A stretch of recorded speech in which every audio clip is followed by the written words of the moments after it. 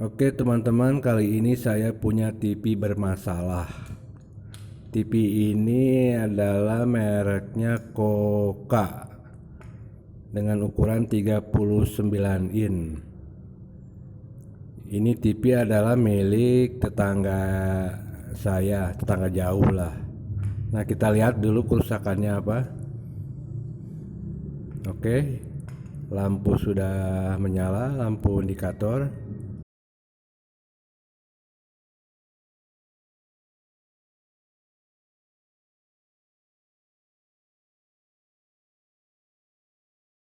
Nah, seperti ini teman-teman, kerusakannya bergaris.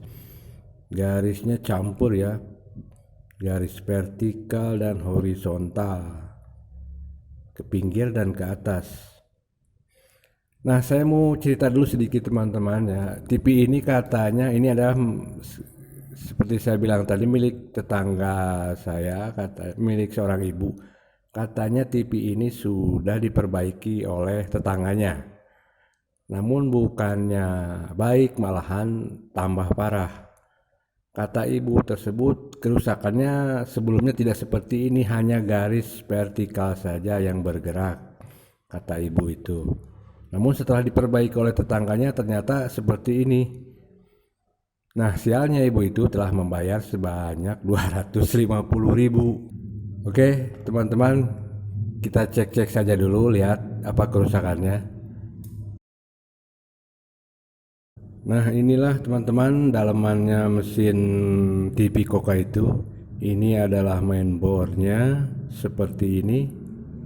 Dan ini adalah Tikon, kabel fleksibelnya dua sambungan ya. Nah, pertama kita akan periksa dulu tegangan-tegangan yang ada di Tikon atau timing control ini ya teman-teman.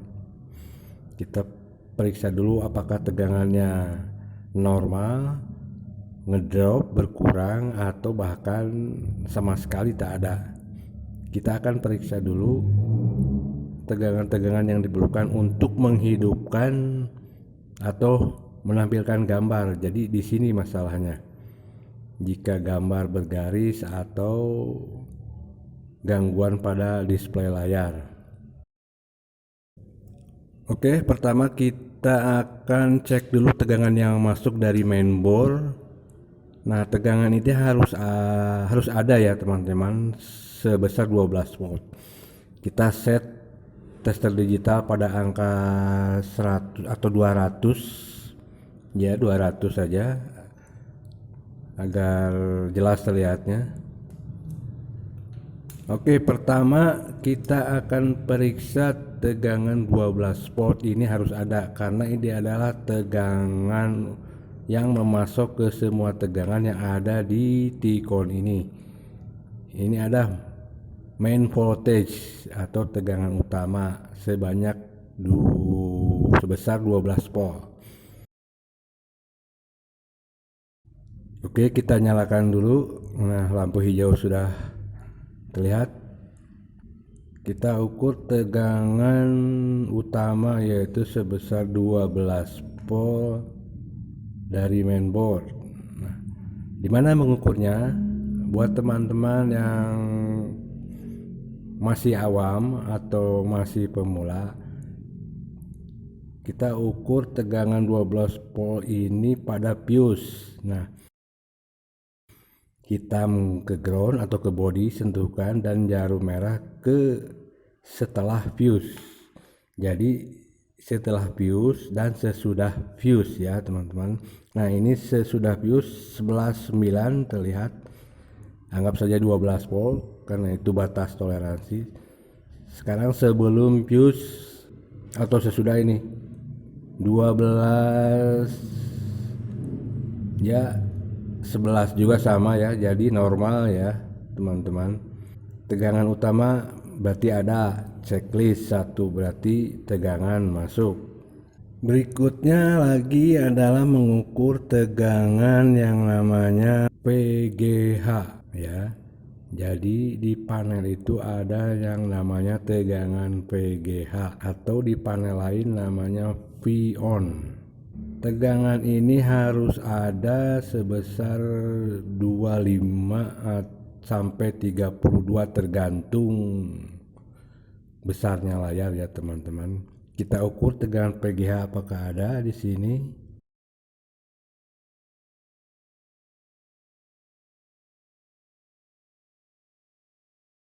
Oke, tegangan PGH ada sebesar 28 volt. Nah, berarti tegangan PGH ini normal. Checklist lagi, berarti dua tegangan itu normal. Yang pertama tadi ada tegangan masuk 12 volt, sekarang PGH 28 volt.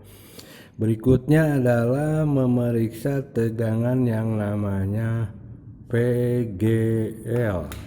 Nah, PGL ini posisinya di sini ya teman-teman.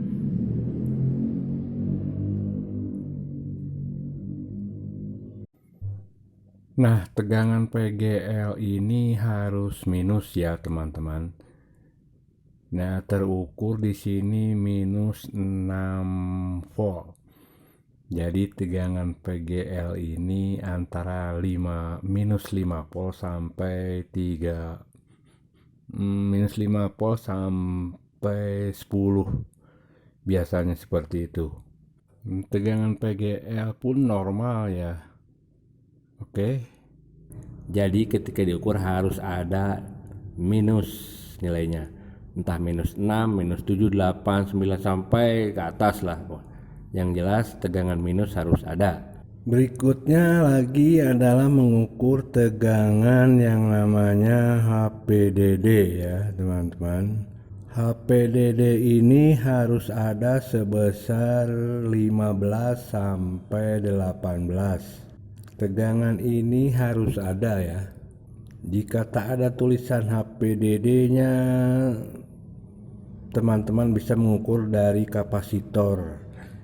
Yang jelas tegangannya harus ada 15. Teman-teman bisa mencoba atau ukur semua kapasitor. Nah, ini ada tegangan 15. Tapi di sini tulisannya HPDD nggak ada ya teman-teman. Saya ngukurnya dari kapasitor. Tegangan ini harus ada sebesar 15 sampai 18 kira-kira seperti itu.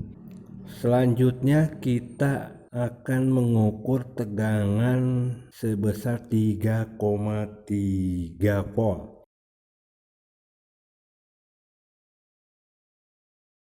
Nah, ini letaknya di sini ya teman-teman. Tegangan 3,3 volt ini harus ada. Bentar, nah ini terlihat berarti normal. Nah, jika tegangan semua sudah benar seperti ini, tapi mengapa TV kok tampilannya layarnya bergaris? Sekarang kita akan cek PGH yang tadi saya ukur. Yang tadi saya ukur itu akan mengalir atau menyambung ke bagian yang namanya IC COP. Apa itu IC COP? IC COP adalah IC yang tertanam pada fleksi yang ada di panel ini. Nah, akan mengalir melalui atau menyambung melalui pinggir LCD ini. Di sini banyak jalurnya ya teman-teman. Masuk COP ini atau chip on fleksi ini adanya di pinggir LCD ini. Nah, di sini ada dua teman-teman. Dua-duanya harus ada tegangan yang namanya PGL, PGH ini, yang lain-lain harus ada. Kita akan periksa di sini. Bisa saja tegangan yang dari saya ukur tadi, tikon yang mengalir ke IC COP yang ada di sini putus atau hilang. Kita akan periksa ya teman-teman. Oke, kita akan buka dulu.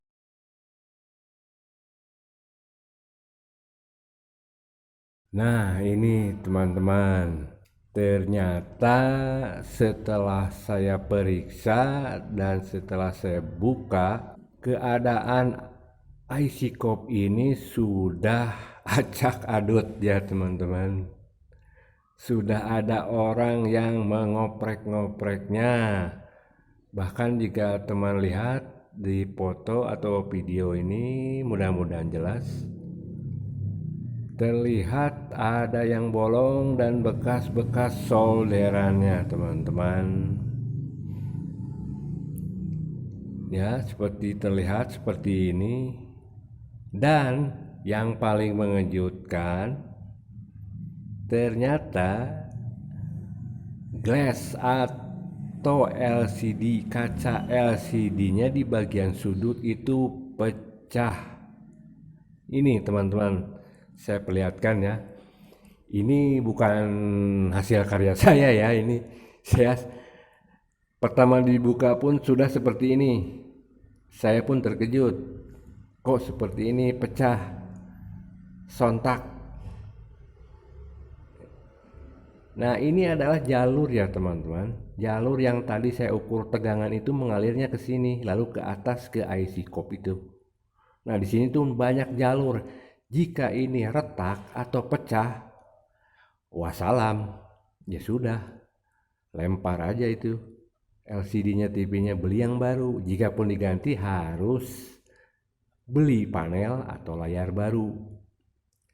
Karena jika dimodifikasi sangat sulit, bahkan nggak bisa, karena jalurnya ada di dalam gelas, di dalam kaca ini, dan terlalu kecil. Jika satu ya mungkin masih bisa, ini sudah pecah seperti ini, jalurnya kan banyak, bagaimana menyambungnya? Oke teman-teman, jadi servis ini gagal diperbaiki. TV ini ya mau nggak mau saya akan bilang aja kondisinya sudah seperti ini. Jadi tidak bisa dimodifikasi apapun.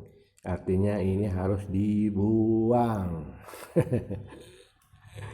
Oke teman-teman, saran saya buat teman-teman ya, jika teman-teman pemula mau membuka TV atau memasang LCD, mencoba-coba lihat dari YouTube, hati-hati ya teman-teman.